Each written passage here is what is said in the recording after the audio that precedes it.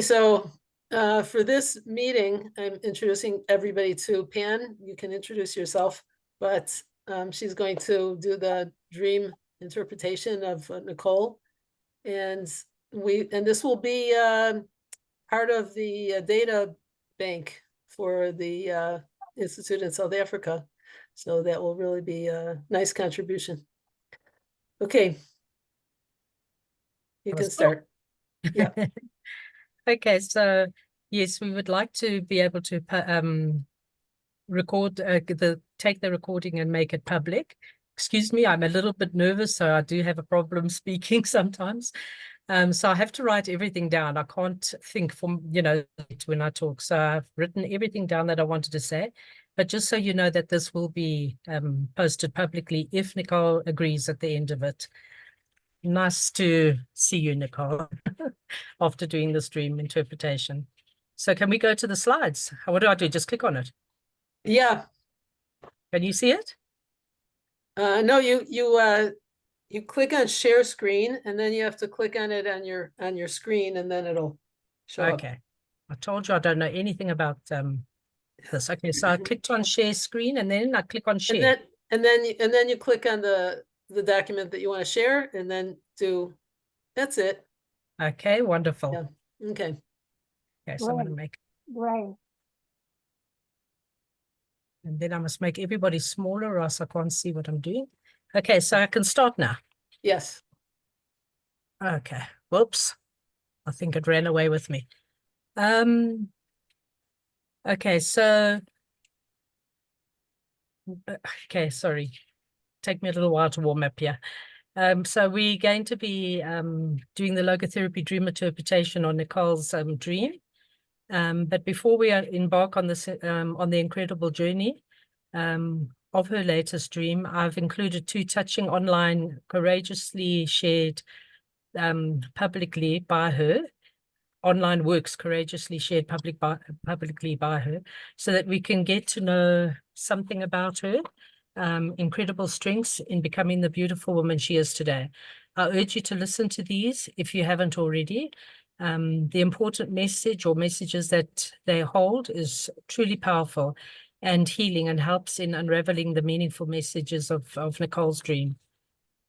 Oh, I'm so sorry. I'm going to just move everything so that you don't have this problem. Okay, so you will notice that I've numbered the slides, and that's because I'd like you not to interrupt during the interpretation of Nicole's dream, please. If you have any questions on any particular slide, we can go back to that during the Q's and A's at the end. When we do an interpretation, we are walking on sacred ground with the dreamer. I will demonstrate the kind of questions a logotherapist will ask. So I wouldn't expect you to respond to all of them, Nicole. But you're welcome to stop me at any time, as it is your dream, and respond as you feel to. Of course, if Batya, as your trainer, feels that I've gone off track or whatever, with whatever I share, or wants to highlight anything in particular, she may also interject. Doing a dream interpretation with a client can be a long and drawn-out process, and best done through writing backward and forwards to each other to clarify each part of the dream. It would take too long if we tried to do that tonight. So for the sake of time, I've summarized possible answers to Nicole's dream. But it's very important to know that only the dreamer themselves will know the unique answers for their own unique dream. So Nicole, you can stop me anytime to adjust my findings or expand on them. You will see that there's a lot of repetition also, and this really sets the value of the dream for the dreamer, who in real life has struggled to make sense of certain aspects of their lives and find answers for any particular problem they are facing in the here and now when the dream comes to them. In the dream, the dreamer's subconscious and spiritual dimension work together to bring understanding and answers to the dreamer's conscience. As spiritual human beings, We already have the answers we need inside of us, which often find a way to the surface of our conscious through our dreams. On slide 2 and 3, you can read over Nicole's dream as she shared it with us.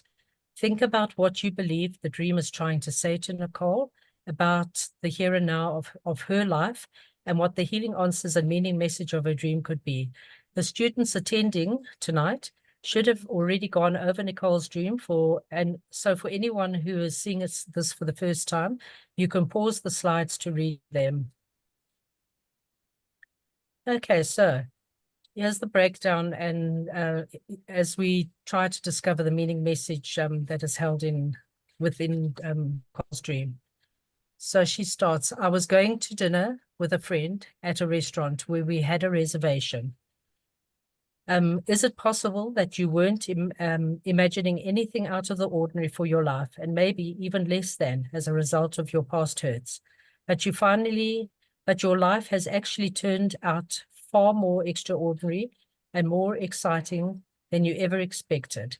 Perhaps you have some sense of gratitude towards this particular friend for maybe being a positive influence or inspiration in your life, or just for being there for you on an emotional level. Sometimes someone you can trust who didn't let you walk alone. When we walked in, it turned out to be a banquet for the University of Alaska, where I currently work and I'm taking a psychology class. In your dream, how would you connect this sudden twist of being more than just a casual outing with your friend? What has changed? That it is now connected with the place where you work and study. Is this where you feel most free to be, most recognized for who you really are meant to be, etc.? Do they know about your interview with your parents and brother and the incredible song you wrote and sang, sang and shared with the world? Do you wish they knew or feel some excitement at the thought of if only they knew? Are you, for the first time in your life, feeling freer now that you've confronted your past and found greater perspective, truths, answers for all that you went through? Wait, just a minute. Just a minute. I want to interrupt you there, Pan, because this is not the class where Nicole talked about her interview with her parents and her whole experience. And if they haven't watched it yet, they won't be familiar. So maybe we should pause at this point and let Nicole tell the class about that. Okay. Okay.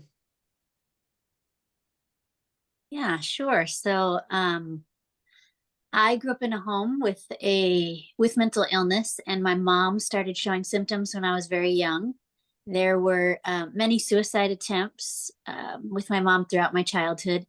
And on my 16th birthday, my dad took me out to get a birthday present, and we kept calling home, and we knew that holidays were difficult for her. So as we called and she didn't answer, we knew that we had to race home. So we went back to the house, and there was just smoke billowing out of the house. And so I stayed in the front yard, and my dad ran inside, and the ambulance came and took her to the hospital. And it turned out that she had put a cake in the oven at one end of the house and went to the other end to her bedroom and took a bottle of pills.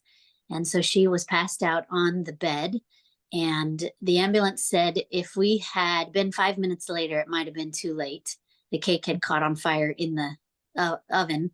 And I just remember feeling so guilty because there was part of me that wished we were 5 minutes later. And I just remember thinking for so many years, like as a kid, why can't you just stop it? Why won't you just stop?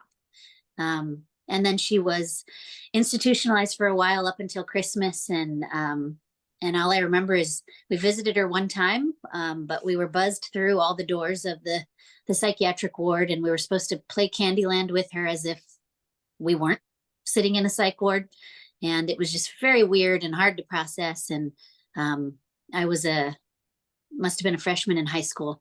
And so she stayed there till Christmas. And that was her last suicide attempt. They got her on drugs that brought the highs down a little lower and the lows up a little higher. But for 20 years now, she's been kind of numb, and we've had a lot of healing, but not really a fulfilling relationship. So that's kind of the shortest version of that story. Mm. Thank you for that. Thank you. So I think that this dream might be about you honoring yourself for how far you've come, a sense of victory over your past. Okay, so once we sat down, Debbie Swindle, the director of the Evangelical Spiritual Directors Association that I'm part of, came over and whispered in my ear, what would you do if you won free college? I recently thought about going back to school for a master's degree, but have chosen not to. And I just began to weep uncontrollably. I couldn't stop crying all night at this banquet. As a logotherapist, I'd first need to know more about who Debbie Swindle is to you at this time of your life. I gather someone you look up to, honor, and respect deeply. Why would you cry so much in your dream when she asked you the question, what would you do if you won free college? Only respond if you want to, Nicole. But did you choose not to do your master's due to financial struggles or something else? Okay. Were your tears happy, grateful tears, or sad tears in your dream? I imagine if they were happy tears and grateful tears, then Debbie's words were very meaningful to you. Could her words have meant that you are beginning to feel acknowledged for who you are, as you are beginning to realize for yourself who you uniquely are? Wait, Pam, I think that Nicole was going to say something. Okay, sorry, because I can't see, so. Yeah. Yeah, it just took me a minute to unmute. I'll leave it unmuted, but I was just going to answer your question. Okay. She runs an organization that I'm part of, and last year when I went to a retreat, I was in her small group for one of our sessions, and she gave me a compliment at the end and said, Nicole, I really enjoyed what you shared. You speak like a writer. And I never got a chance to ask her exactly what she meant by that, but it meant a lot to me and kind of goes with a lot of my dreams of writing and whatnot. But I actually don't know her that well, so it's not a real close connection. But then I gather that what she said to you was such an authentication for you and such a healing. You know, when we're authenticated, we're seen, we feel seen, we don't feel so invisible anymore. And I think that must have meant so much to your heart. So if they were happy tears and grateful tears, then Debbie's words were very meaningful. I said that, sorry. Could her words have meant that you're beginning to feel acknowledged for who you are, as you're beginning to realize yourself who you uniquely are, in spite of your past? Are you now able to separate yourself from your parents' story? Like someone out there, even the world, is really seeing you for the first time, as you have begun to see and acknowledge yourself and find real answers for your story.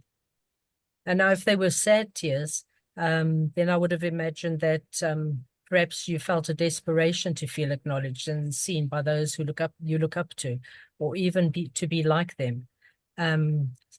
I'm here, can you see me? Because of this invisible complex we have when we've been through something hard during our childhood. But I see those are happy tears. Okay. Several of the people who were putting the banquet on would smile or wink as they walked by me, and I just knew that I was going to win some kind of prize. So then again, I see in this that you are truly beginning to feel that you fit in at last, that you are somebody. You are at last finding a place of honoring yourself and feeling like a deserving winner. you're tapping into a sense of being victorious over your past sufferings. You realize that at last, that you are worthy of being seen, recognized, and heard in this world. And that makes you feel like a winner. You are no longer feeling invisible. You are taking your power back. And I sense that you are feeling an incredible sense of achievement and freedom to be at this time. So just make some kind of noise if you want to come in, and then I'll stop, okay? Okay. Then the next thing I knew, I was walking around pushing a hotel luggage carrier with heavy bags with my mom. We were on the top floor of the facility, peering down on the event below. And I was getting ready, really upset, telling my mom that I didn't want to be way up there. I wanted to be down at the event where we had been sitting. By the time we got back down there, everyone was gone and the event was over. Okay, so I have a feeling that you are burdened by an awareness that you're still carrying, pushing the baggage still connected to your mom and your past. But being on the top floor in your dream could reflect that you can now look on your true and current situation from a distance and from a higher position. You have now been able to tell your mom that what is important to you. That's why she's in the position up there with you. You know that she understands your story better now, and her own story too, I would imagine. Now that you've had a chance to share in real life with each other, even though her story in your life still causes you some irritation and maybe even some burden. And that's illustrated by the excess baggage that you're pushing around her. Okay, so most dreams interpretations that I do, there's very often seems to be an upper level looking down on a lower level. And this so often turns out to be that the dreamer is able to see the negatives below for what they are from a more transcendent level of being. But in your case, I see something completely different. In the fact that you are high up with your mother and all the baggage looking down on where you wish to be. So another interpretation, which I feel is more likely, is that you are tired of trying to fit in with your mother's high demands or expectations of you to meet her needs. And you just want to live a normal life of your own in a place where you believe you belong in the world. You're looking towards peace and happiness for it to be about you for a change and not all about your mother's needs and her story. I was getting really upset, telling my mom that I didn't want to be way up here. I wanted to be down at the event where we had been sitting. Okay. So when you kept on telling your mom this, could you have been saying that you can't live your life on the level of her needs and high expectations anymore, with all of the ups and downs, but that you know what you want, and the divine power of your human spirit is really standing up for you now, that you've had enough, and although you know that you will to some extent probably always be carrying some baggage with her or for her or because of her, you're also on a more spiritually conscious level now, demanding to have your own beautiful life back on a level that you long for and know could be and probably already is becoming your own true place of being, where you were always meant to be, meant to arrive at and be. By the time we got back down where everyone was, down there, everyone was gone and the event was over. Is it possible that you've come to realize that you could miss out on your own life if you continue to hold on to all that baggage from your past, in pandering to the needs of your mother, feeling sorry for her and working too hard to set things right for her, that you often forget yourself in the process? You can see now that she's been holding you back from living your own life freely. Or by not letting go of the baggage, you could be jeopardizing your own future dreams and happiness, that maybe you've come to value time more, and you realize how precious it is. If your time is not used well, it could escape from you and your dreams.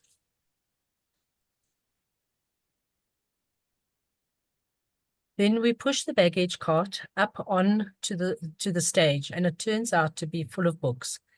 There were 2 tables lined with books. One was Lisa Bevere's books, and then one had Debbie Swindle's books.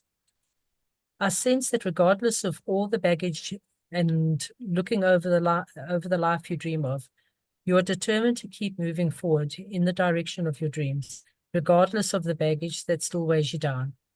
Why is the baggage cart full of books? What is it about books and their authors that is so meaningful to you? Are there authors that you look up to? Maybe you aspire to be like? Have their writings inspired and uplifted you? Because they Nicole has the. Okay. What was that? I'm Looks just like you were listening. going to answer that. No? No. Oh, I was wrong. Okay. Just listening. Okay. Okay.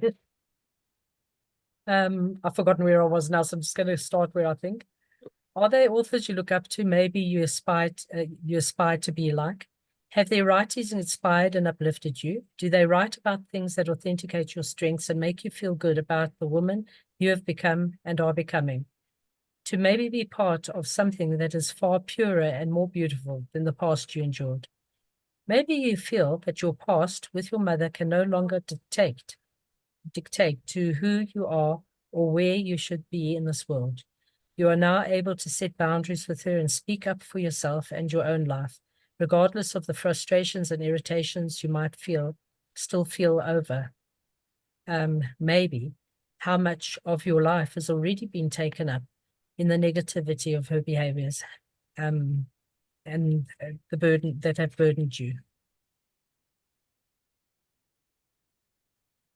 My mom started unpacking the books and putting the wrong books on the wrong tables. Here I can sense your frustration with her having perhaps always somehow managed to be in control of you and your emotions in your life. I was irritated and said, "Can't you read? It's so obvious. Those books over there," as I pointed. I remember those books go over there, as I pointed. I remember having a deep sense of longing for my own author's table filled with my books. Okay, so from this, I imagine that you are taking back your power, the defied power of your spirit, and is saying, enough. This is how things should be in my life. This is how they will be from now on, and not in any ugly way towards your mother, but that you will no longer be confused and allow her behaviors to muddle up your emotions and feelings about yourself, or direct the course of your life, of the way things should be, in their proper place. And you are at last becoming more able to separate your reality into the correct order for you, the sake of your own sanity and peace of mind. And reality and her struggles has also been you.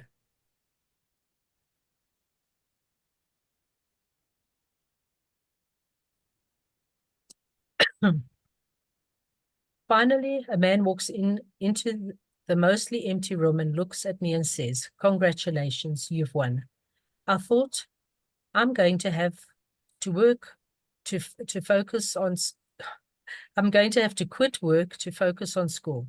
But instead of free college, he just handed me a wad of cash, too big to even count. Then he said, "You are extra special, Nicole. You have also won a trip to Fiji." He hugged me and then walked away. So I just wanted to know, Nicole, are you struggling with the idea of how to get back to school financially or time availability wise or anything like that? Did you want to go back to school to complete your master's? At the university that I work at, they give free tuition. So that's why I was considering to staff members. I was considering getting my master's of science in psychology to become a licensed counselor. So I took one of the prerequisites to see and have hated every second of it. I take the final this week and want nothing to do with continuing in Western American higher education. So, Okay. yeah. All right. I knew there was something going on there, but thank you for explaining. Okay. At this time, is there a sense in you of having finally found your true place? Sorry, it's repeating, but every sentence of your dream seems to do this. So we're just going to keep going over it because the message needs, that's what it's bringing you. Of finally having found your true place and worth in this world, that you are deserving of recognition and reward for overcoming and for finding your way to being your own beautiful person at last. I think that your religious values come into this interpretation also, that you've come to realize that as a spiritual child of God, you are fully loved and accepted by him, and therefore you are no longer alone or abandoned to your struggles or bound, invisible, lost to your past. You are at last in touch with your own specialness, which is no longer hidden under the weight of carrying or dragging around a negative reputation and baggage of a dysfunctional family upbringing, and all the years of your pain and struggle that it has caused you. That what happened to you on your 16th birthday, as awful as it was, had nothing to do with you as a person. It was not about you and was never meant to be your burden to bear or your baggage to carry. You are no longer feeling as if you are identified with the dysfunction of your family. You're truly becoming your own person and freer to be. Yeah, I woke up thinking Tony Robbins has a date with destiny seminar there. Maybe I can plan my trip there and to continue to coincide so that I can go to the seminar.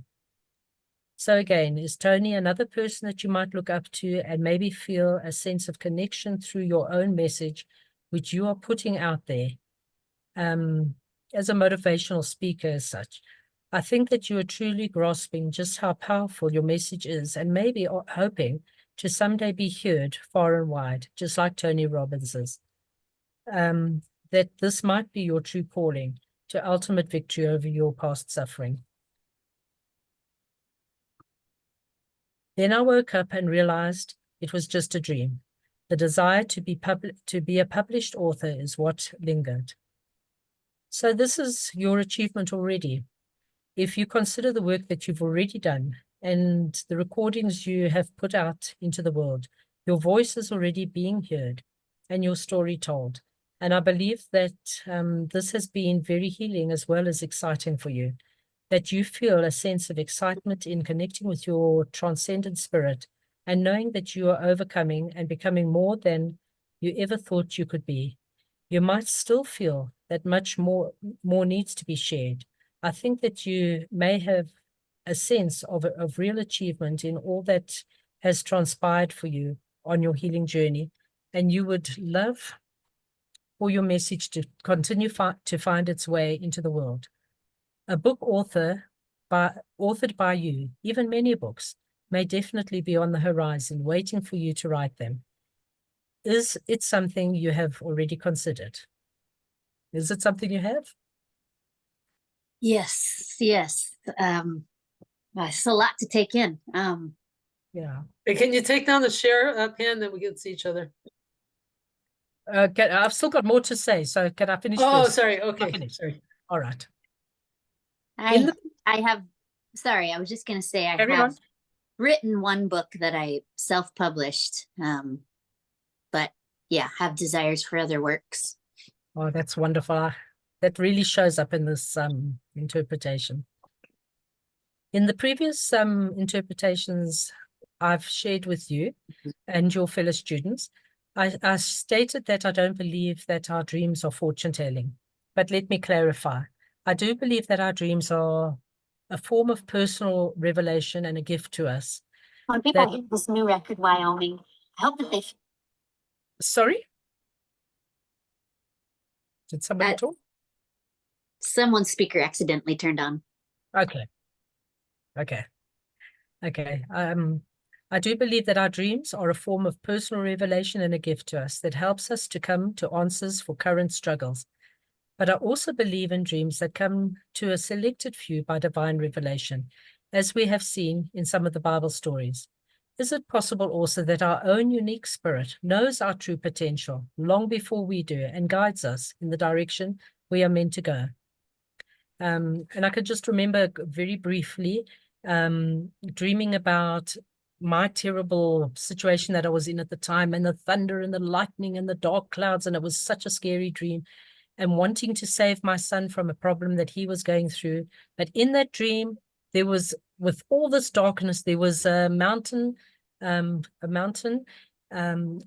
a white building on it, and the sun was shining there. And when we interpreted the dream, it was literally saying, let go of the pole that I was holding on to with my daughter, trying to save her because she was my youngest. Let go and walk towards that mountain, climb the mountain and get to that house where you'll be safe. And literally a year later, I was standing on top of a mountain in Israel, which has literally changed my life. That one moment in time has literally changed my life. And somehow I believe that there was something very special about the dream I had and that connection 1 year later. So you never know. Yeah. Anyway, so our own unique spirit already knows exactly where we need to be to awaken our minds and hearts and open our eyes to which way we should go to reach our ultimate potential and true place of being. So finding the meaning message of your dream. Are you feeling the call from life to you, your unique calling, and the task quality of your life in this uniquely personal message that you hold dear and desperately want to share with the world? I feel that in coming to know what it feels like to really hurt and then heal, then to heal, you know what you now want to spare others from the suffering, and help them through all the life lessons and spiritual, emotional lessons that you have learned along the way. Where you are now, dear Nicole, is a most beautiful place to be. And as a wounded healer, you now have a most empowering gift to share with the world. And I personally feel deeply honored to be sharing this precious moment in time with you right now, as we walk on this, your sacred ground together, with the interpretation of your incredible dream. Thank you for sharing your dream with us all. And I wish you your most treasured dreams will indeed come true. And thank you so much. Now, how do I stop sharing? There we go. There we go. Oh, thank you. Should I stop the recording or keep it going? I would keep it going if the Yeah. others are okay with it. Yeah. Okay, if it's okay with everybody. Yeah, keep going. So does anyone have anything they want to reflect on from everything you've seen and heard?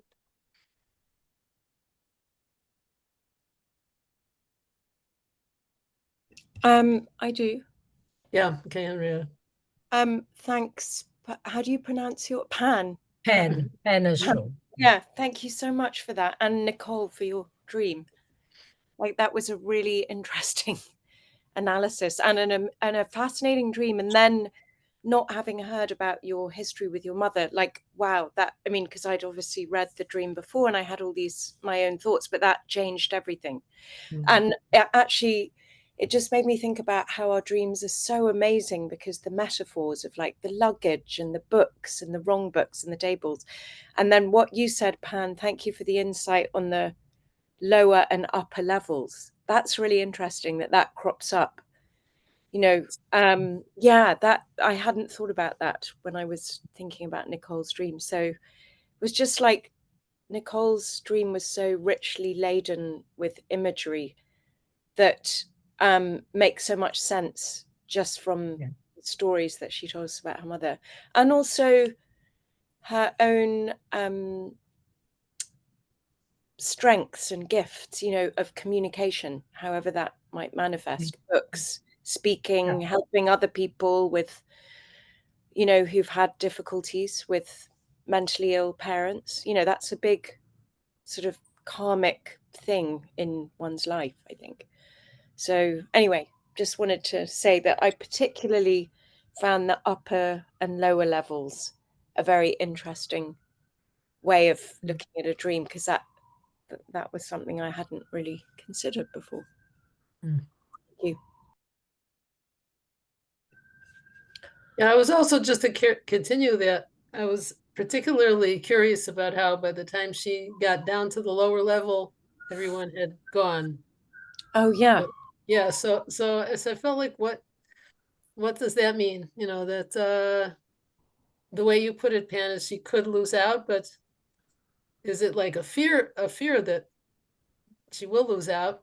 Well, I can answer that to some extent, Batya, is like what I'm really struggling with is I am terrified of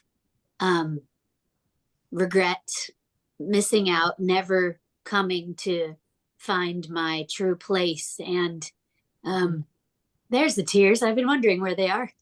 Yeah. And I have been so paralyzed. Some of these words that you're saying, I'm like, I want this to be true. When you said finally finding your true place and worth and deserving of recognition and just being heard, I have just felt like I've tried, I've made that documentary, I've written songs, I've put things out.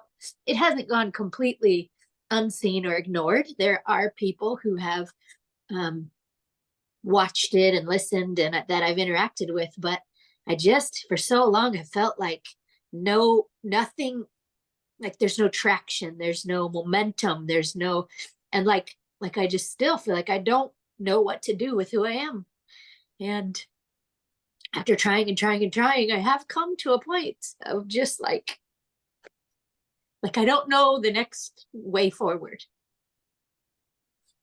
And so I think that's the meaning message of your dream, was to push forward with the writing, not to give up, because you're in that place now where I think the dream is telling you, keep pushing forward, do those books. Yeah. Sing more songs, whatever it takes. Don't give up. Yeah. Also, the Nicole, the fact that you dreamt about Tony Robbins and his seminar, like I see that as like the role that you could embody, you know, as a kind of as somebody that helps other women, because when one has an absent mother as a child, that there's nothing more painful. Like it's a lifetime of, you know, but it gives you so much resilience and strength. I mean, I've seen that in friends and myself, you know, when you've had a mother that's not able to mother, it's a very powerful and painful thing, but it's like you're seeing in the dream what your true strengths are. That's the way I see it. Yeah. I wanted to share. So I'm Jeffrey sorry. and Anna. Yeah, go ahead. Oh, sorry, Anna, did I interrupt you? No, okay. Nicole, I didn't see your videos, and so I don't know the background so much, but I don't know what resonates as true. When I read the dream and we went over it, it seemed like in your dream, there were a number of pathways that sort of could lead to your, let's say, success in your own goals, achieving your goals. And that your personal life, as defined in the dream, has pulled you away from those pathways and created a tension that you've had to overcome. That's like, I want to be down there, I don't want to be up here. And but that you had a sense that there are people that are trying to help contribute to your success, free college, some award, whatever, that there are people there in your life in some way trying to help you, but it's sort of on you to figure out, you know, what's it can be. But there's a kind of dependence that you see your life as waiting for these opportunities that are going to sort of finally help you accomplish your goal. So much so that eventually when a different pathway comes up, you get the cash, not the other thing that you might expect, that then your mind goes to, okay, now I might be able to achieve something I want to do with the cash, like going to Fiji or, you know, or going to the seminar. In other words, that there's a kind of definition in your dream of people being the key to you accomplishing what you want as opposed to you. And what you're realizing is that it didn't matter what's offered to you, that actually even with the cash, you actually figure out a way to and somehow move towards something that's of meaning to you, that is in your hands. That's what the dream seems to be about. That it's not all the people that sort of are enabling you to achieve the dream. It's you using every opportunity to get there the way you want to. And it seems that it sort of defines that, but I don't know the context of the videos and sort of all that and whether that's relevant in any way. It is very relevant.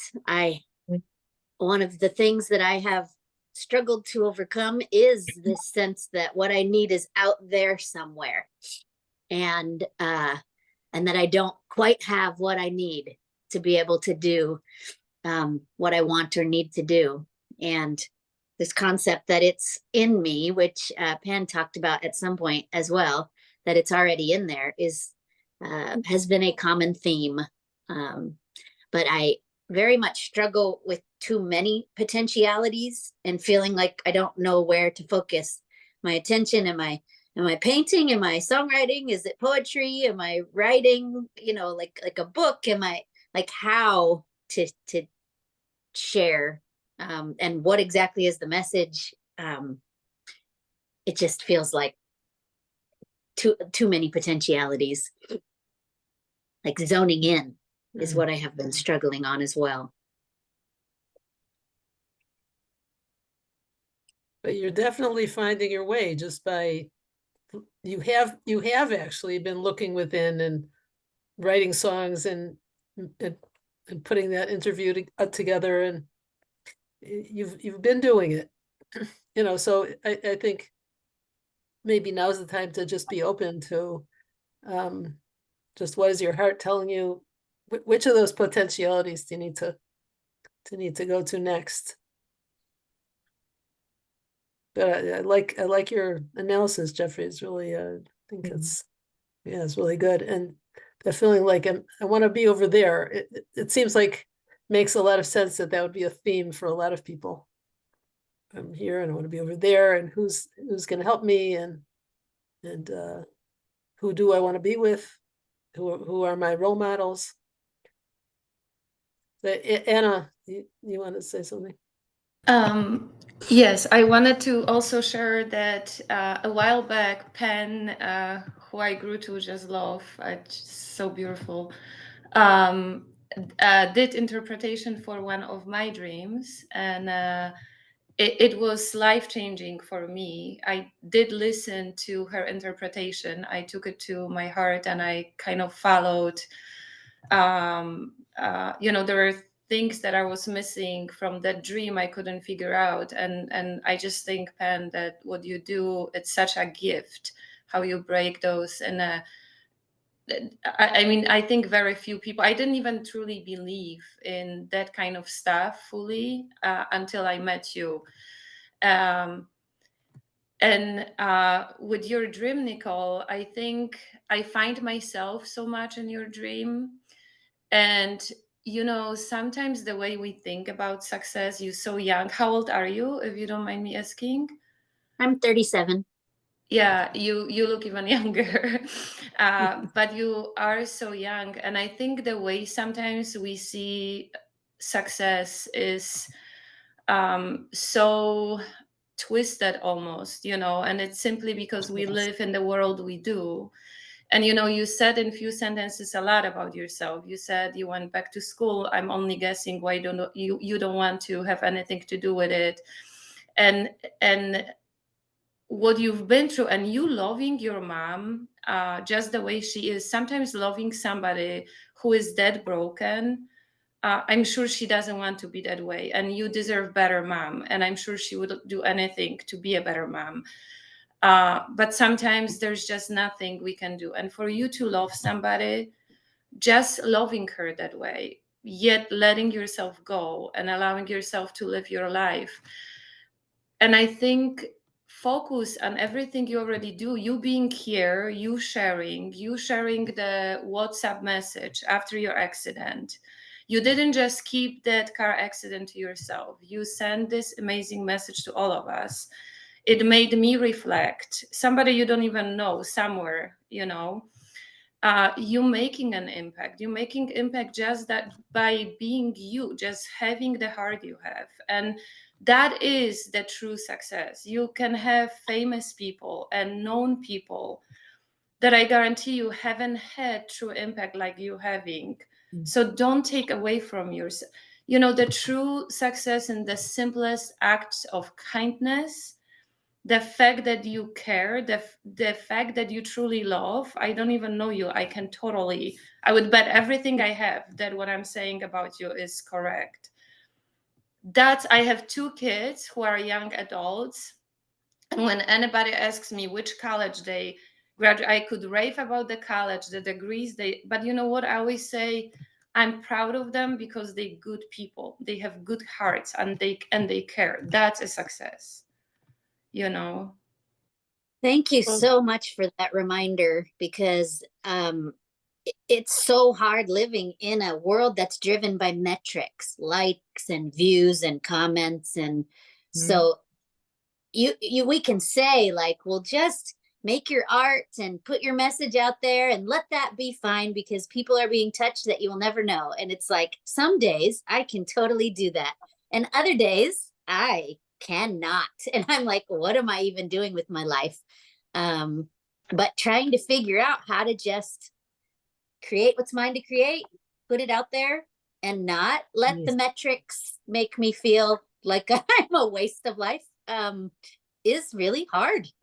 And so it's a good reminder. Can I say something, or will that interfere with the group because it's not my class?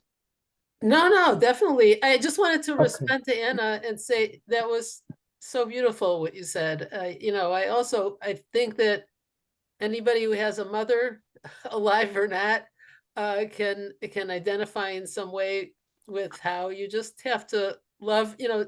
Nobody is perfect and nobody's a perfect mother. And so it really helps. It helped me when you said that. It's like, kind of feel that, yeah, okay, I'm just going to love her and accept her as she was. And thank you. All right, Aviva. I found this very humbling, and I'm referring to the discussion we had on bias, because when I first read it, I thought, it's not challenging. There's nothing there. It's just there. But listening to it now, I'm just blown away by what is in there. And also it very much helps, Nicole, with what you were saying and how you contribute. This isn't in order. Sorry. I think a lot of there's the 2 things here that, first of all, the interpretation of the dream. I very much feel that a lot of the issues that you have today are because the whole focus of your childhood was on your mother. Your feelings, your wants, your desires, your childhood, everything was not even second place. It was all around your mother, plus living with the fear of her moods and her attempts. And you didn't have a chance. First of all, you didn't have the nurturing that parents are supposed to give to a child so that they know what they want, to learn who they are, to maximize their potentials. You didn't have that. And also the helplessness of wanting to help someone, not being able to. And there was also the guilt. If I was nicer, if I did this, if I tried harder. And that damages the person in the sense that I'm just not good enough. I didn't do enough. So there are those 2 issues that you've carried through to today. And you need to be heard. You need validation. We all do. But, you also said it yourself, and Anna also mentioned it, the fact that, you wanted to help, switching. You wanted to help your mother and you couldn't. And that's why you thought to go through, therapy, psychology to teach it, to learn it. Not for you. But you still have the need to fix people, to save people, to help people. And you're doing that through your writing. But you need to and this is like going to the gym, it's a muscle, but a spiritual muscle. You need to realize that as long as you're doing this for validation, for external validation, and that you need it, it'll never be enough, because it's like a drug, especially today with the internet. You know, you need to work on yourself and focus on the fact that I have something to say. I can help people, and just get your voice out there, get your books out there. It also shows through, you know, in the dream that you were basically given free education. You didn't really state why you're crying, so I'm assuming because it was confusing, because that's what you wanted. You wanted to do those studies, and now you're being handed it and you don't want it. But why don't I want it? Now what do I do? I'm in an insecure situation, but it always comes back to the books and the writing. And in the dream, you know, you started off in the in the surroundings where you're finally yourself. You've broken away yourself. You're doing something, you're appreciated for yourself. It's nothing to do with your mother or the hurt child that you are within. And then suddenly your mother appears. And again, you know, you're on the balcony, and again, because of your mother, you're being taken away from where you want to be. And you're looking again, and you're frustrated, and it's all the baggage that she's put on you. Then the baggage turns to books. But there's also conflict within you about the books, because it's also the learning, the studies, which you, like on paper, that's what you should do, because we all want to go to a free scholarship, university, and status, but that's not what you want. And there's conflict there, because you've gone again to the writing. And you want to be like these well-known people because they have an effect. But you need to be you. You need to do everything that you do. You need to be you. And, you know what you want to do. You know who you are. You're so self-aware and so incredibly strong. And you know this, but your spirit doesn't feel it. And that's what you need to start making the connection between the spirit and the psyche. There's more, but I'm talking too much as usual. No, you're terrific insights. So I'm Yeah. listening with rapt attention. Yeah. Can Oh, wow. I go Okay. on from this? Exactly from Can that I point? Wait, Can so I just let add one Aviva say thing? a little more, and then Dita. Okay. Sorry, and you said you've got all of these potentialities because you never had them. You never had choice. You never had options. And I look at it like you're writing, you're going into a bakery, and you know you want the chocolate croissant. You know it. You love it. You've always loved it. You always want chocolate croissants. But you go in the bakery and you see an almond croissant, a chocolate cake, a biscuit, and you're like, but that looks nice, and I know I like that, and I want that. And you're just standing there like, but I came for the croissant. I want the croissant. It's the right thing for me, but wow.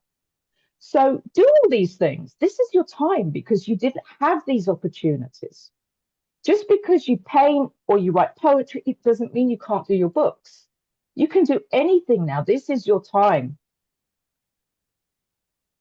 And just listen to because you know everything. You know what you want, but you have to shut out all the external rubbish, even within your head, and just go for what your spirit's telling you, because it's incredibly strong and intelligent and kind and smart and beautiful.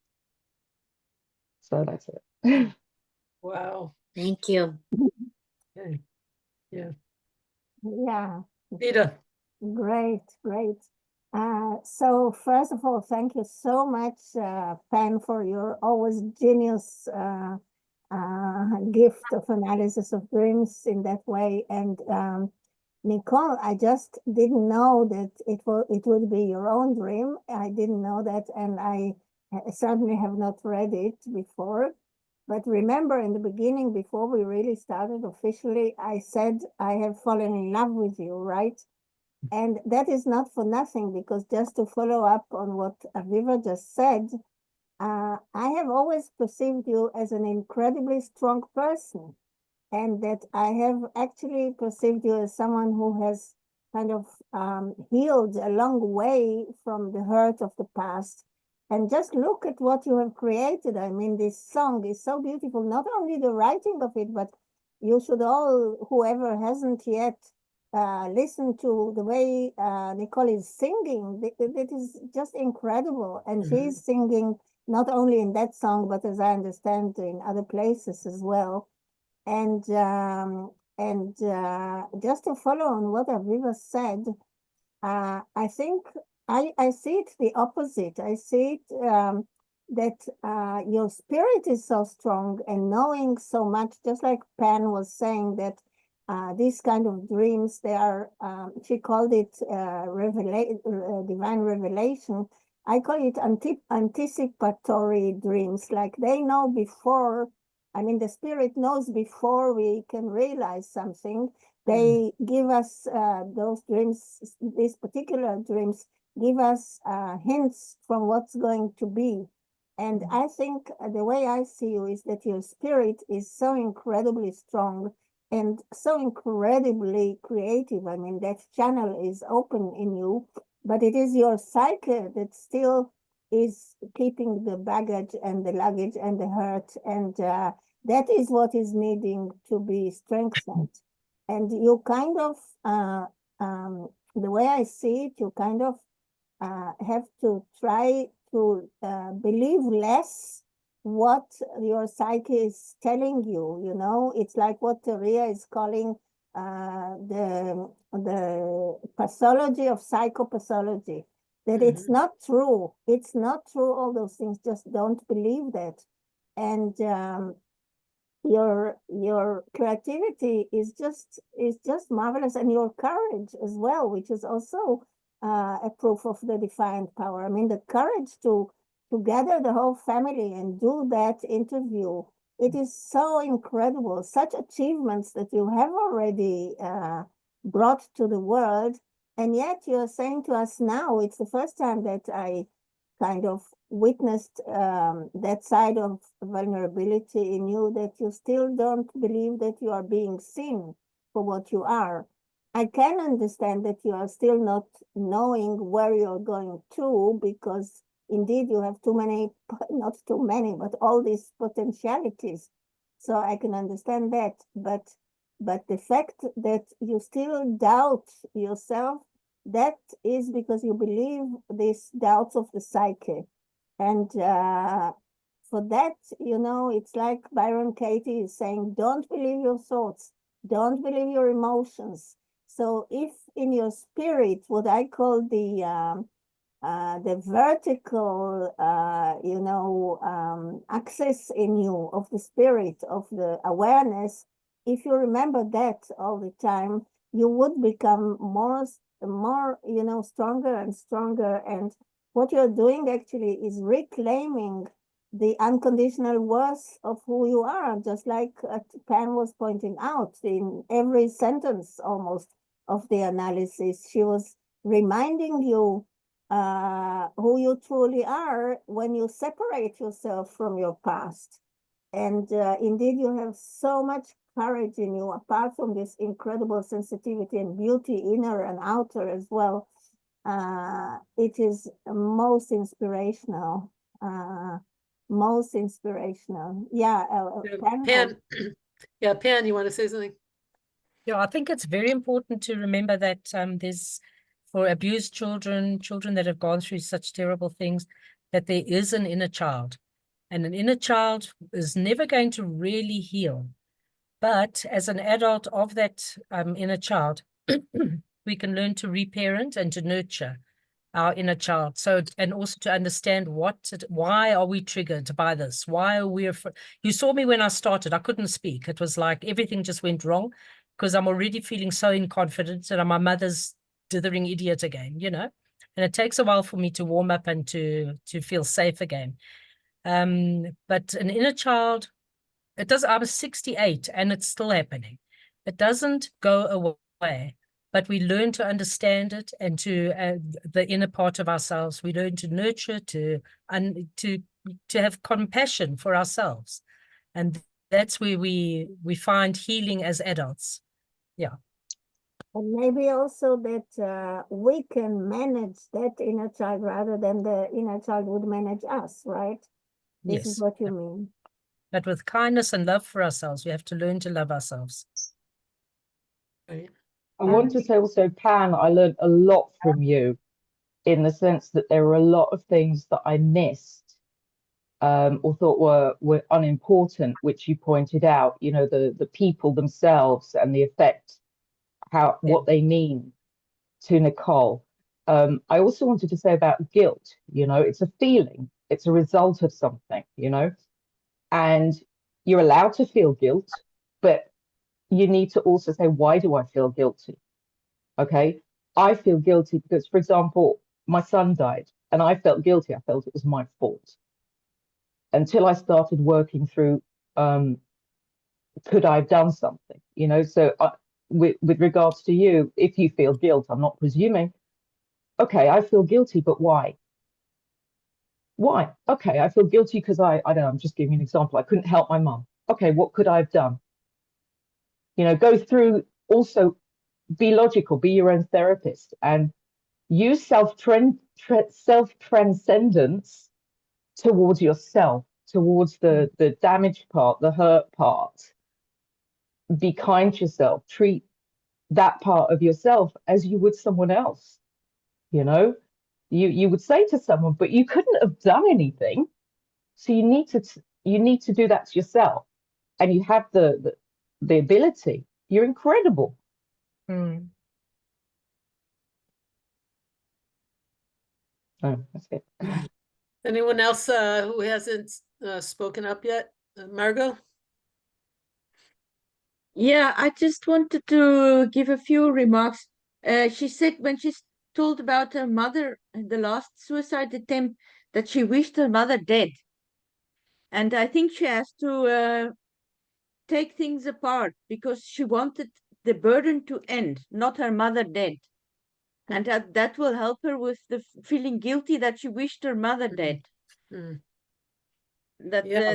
there's a difference, and I think that will help with the rest of the guilt as well, because she just wanted the burden to end, not her mother. And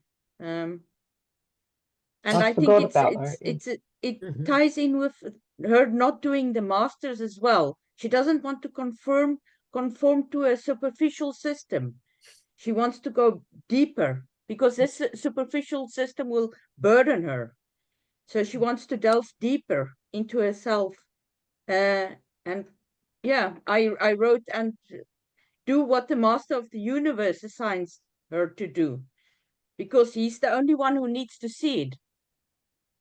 And 20 million likes doesn't really count if he doesn't see it. That's Master what of I the wanted universe. to. I love that, Margot. That's great, Margot. Yeah.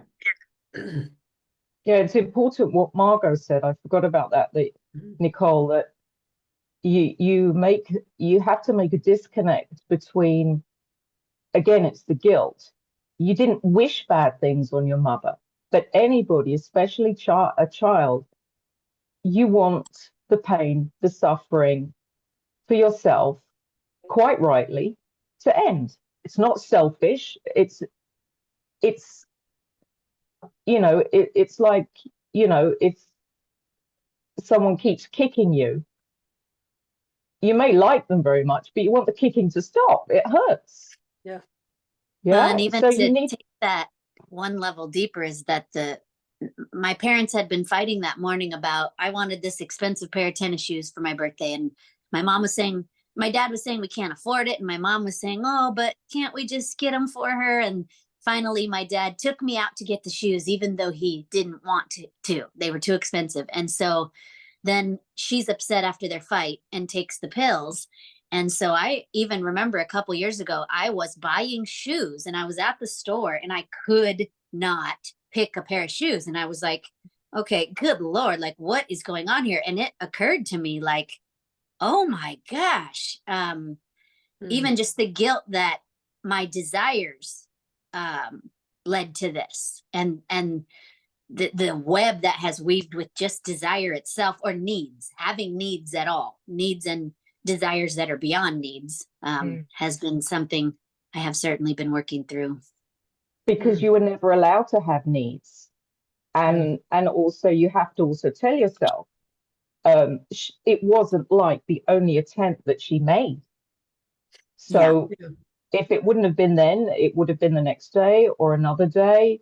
You know, someone in that condition will do it until either she gets help or until it's done. But yeah, it's a trigger for you, but you also have to analyze yourself like you've been doing and say, okay, this is my trigger. I feel guilty because it was my fault. Okay, but was it my fault? You know, you have to therapize yourself. Yeah. Yeah, Pan, because that's also practice. Yeah. You know, you have to use your psyche in this case in a positive manner to tell your spirit, hey, you know, what, and if you'd have gone to the park and something would happen, if you could have gone to school, so you shouldn't go to school, you should sit at home next to her. You know, you have to also realize, as much as you are a person and autonomous with your own, everybody has their own human choice and responsibility. She also had it. Yeah, Pan. Yeah, just that children, when parents fight or mother tries to commit suicide or whatever, children will very often take the blame and think it was them that caused it. And you'll carry that throughout your life, carrying blame and shame. And that will also prevents you from moving forward, and that's, you know, what causes the need to be seen and to be heard, because you feel so invisible because of all the shame and baggage that's, you know, weighing you down. So do you have a conversation with your inner child, Pan? Do you like make that a regular habit? I do. I really like self therapy, as was saying. You really think about, okay, where is this coming from? Why am I behaving this way? Why did I say that? Why do I feel triggered by that? So you have to ask the questions of yourself and try and work out a more adult and reasonable response. And I know that if I do this, this is going to be the reaction of the people around me. And so this is how I need to temper it or work it out or whatever. Yeah. And I so resonate with that. And the spiral I end up in is that the shame and the blame, I know that it causes me to want to be seen and heard. And then I feel shame at wanting to be seen and heard, as though, you know, I'm some narcissist or something. And it just goes around and around. Right. Maybe try writing these things down, because when you write something down, you have the connection between your brain to what's being written. And it's also cold, hard facts. Because again, you know the right things, you know, but you're again confused by, I'm not allowed to be me. I'm not allowed to have wants. I'm not allowed to have desires. And the one time I did, and I went and I got those shoes, look what happened. Yeah. My mum tried to kill herself, and that was my fault because I wanted something. See? Gabor Mate is very good. He speaks a lot about the inner child. He's helped me a lot. Who is that? Who is that? Gabor. Gabor. Yeah. Hungarian. Yeah. Yeah. So. Yeah. Sorry. Gabor. I think, yeah, you know everything, but you again with the cake shop, everything is so tied in with guilt, and I'm not allowed to be me. I'm not, and being a child, you know, a child is in a very difficult position. Children are not given choice. They're not given a voice. They can't decide. They can't act. They can't do anything, but they want to. They have the desire to help, to make everything okay, to be themselves. And it's a very confusing time. And worse so in your situation. Yeah, Pan. Yeah, gosh. I can't remember. If I remember, I'll do it again. Yeah, Margot. Yeah, Sorry.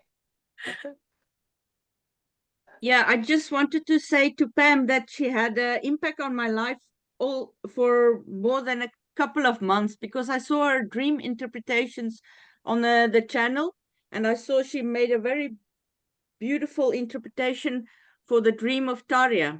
It was fascinating. So please know that you are an amazing person and to touch people's lives without you even knowing it. So I'm in a position to tell you now, so I want to tell you that.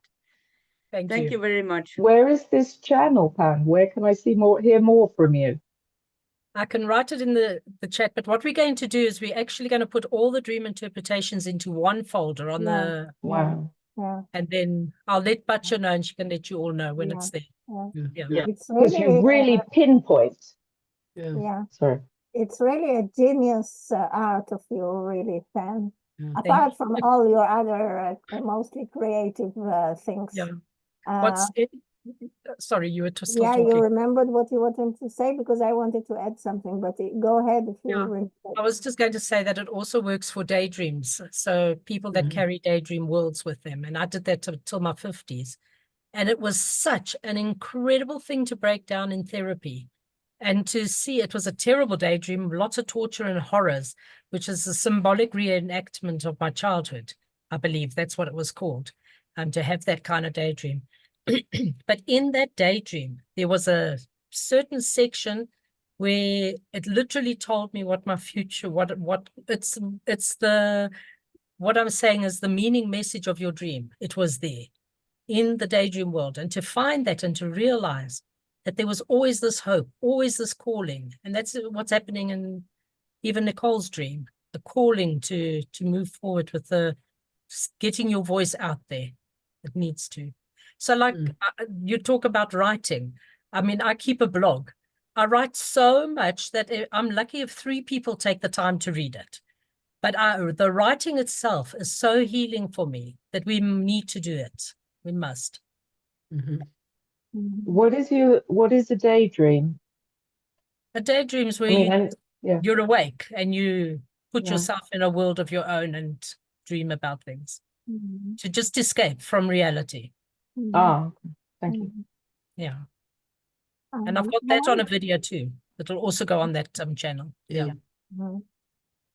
I wanted to add that perhaps going down and finding that no one had stayed there, it might connect to what Aviva has suggested, and maybe some others have touched upon that actually by no one being there anymore, it brings you back into yourself, because actually what was said here is that you perhaps should stop trying to find your worth through others, but to go inside. So perhaps that no one was there anymore symbolizes that you wanted to be there, of course. And by the way, I remember that in the beginning, when you were in the restaurant, you had a sense that you would get a prize, right?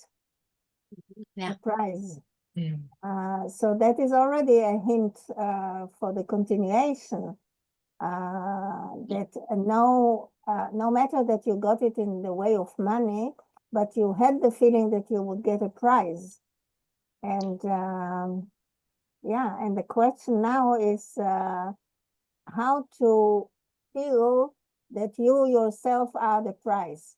You yourself are the prize. Yes. And the way that you would give expression to it can be many ways. Can be many ways. I'm interested to know what it was about, this book that you told us that you have written already and even published. What is it about? It's so I started doing house concerts, just concerts in people's house, where as a storyteller, I would take the group of people gathered on a tour of their own story, and we would use the 4 pillars of storytelling to do so, which are innocence, tragedy, contending, which is, when tragedy enters our story, we kind of throw up our fists and say, I'm never going to let that happen to me again. And then resolve. when we are finally able to heal and let people back in and put the walls back down. And I tell my story to invite people to think about their story. And so what I did in 2020 during the lockdowns was that I took that whole experience and I made it a journal that people can do. And I tied it to the songs, like just on a playlist online, and just kind of put that out as a journal for people to do the journey on their own. That's absolutely awesome. That's incredible, really incredible. The more It I can be hear hard about, to describe to people because some of these experiences that I like to provide are pretty unique. So a lot of people are like, oh, what? So I just say, it's a concert. It just come to the concert. But it's very much more than a concert.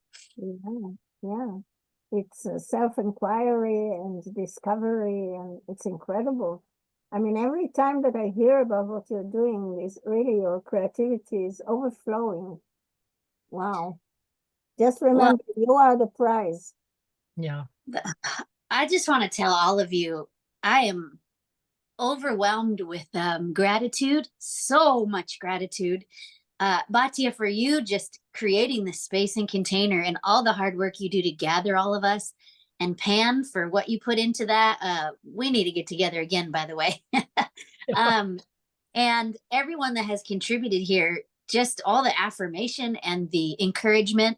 I have been feeling for a while, just struggling to feel fulfilled. Your sound went off. Your sound went off for a minute. Can you hear me? Yeah, now we hear you. Oh, okay. To feel fulfilled was the last thing you said. Struggling to feel fulfilled.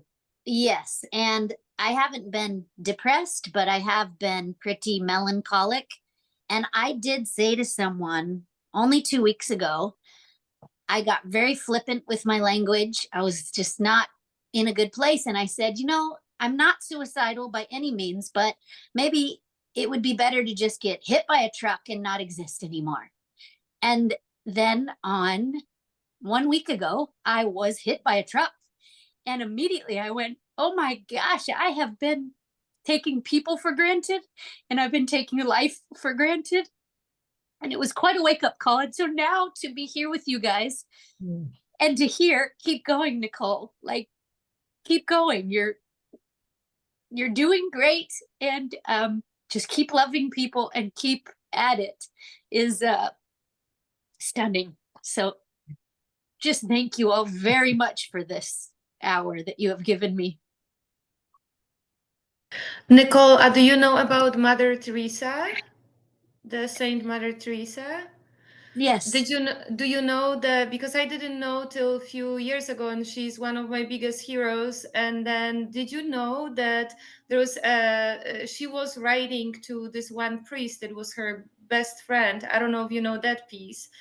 And every night she was going home after helping these people and saving the world, as a lot of us see it that way, she was completely depressed.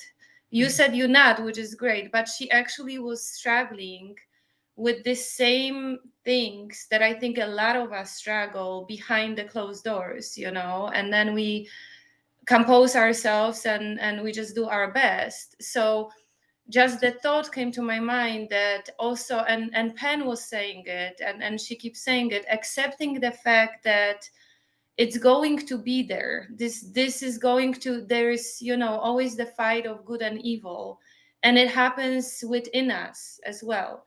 And the evil never misses the smallest opportunity to put us down, because it wants us on the floor, on the bottom, you know.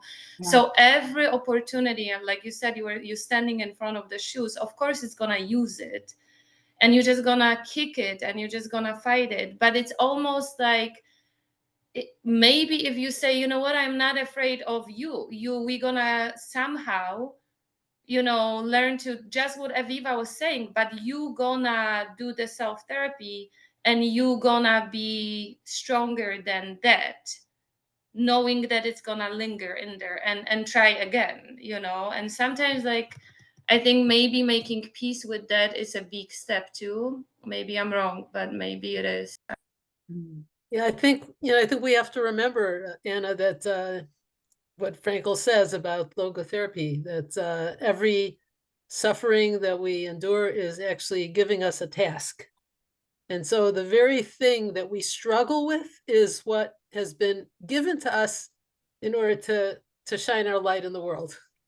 Isn't it not the way we usually think of it? It's like, oh, if only I was perfect in that area. There's this area that I'm not perfect in, but that's actually the area that's what's going to allow you to be yourself. If you can see it as challenging you in some way, in some positive way, to to find your strength through it, to find how you contribute to the world through that. I think actually that was the case of Viktor Frankl himself. Yeah. I mean, he was a wounded healer. I mean, everything that happened to him, what he calls turn a personal tragedy into a human victory, human achievement. And I think you are on that way as well, Nicole. And Pan, of course.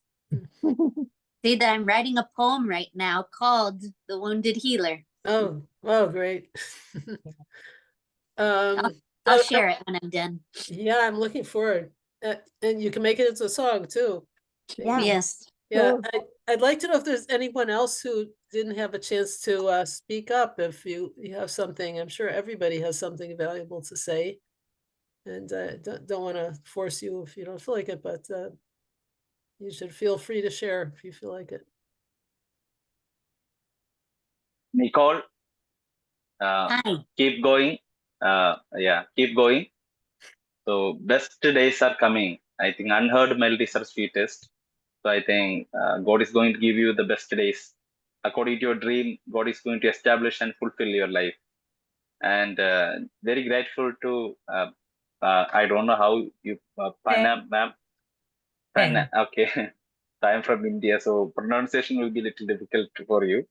So very gratefully, I heard the class. Even dream interpretation for me also, it's a revelation for me. And yes, thank you. It was like a thought-provoking class, and I think God can speak through dreams about our future and how we want to be like. Thank you, ma'am, for organizing this. Yeah, thank you, Franklin, for that for your comments as well. And I noticed that people think of dreams as revealing the psychological unconscious, the instinctual unconscious, and in logotherapy, we're seeing the meaning that's coming through the dream as well. So so it really points the way. It really points the way to understanding yourself. It's actually the spiritual unconscious that's speaking to us, and the unconscious God in us. Right. It's giving us the hints and the meanings, and and that's what Pan is seeing so deep and so wonderfully. Yeah. That's so beautiful. Okay, so should we wrap it up here? I think maybe this is a good place to stop. And I'm going to stop the recording.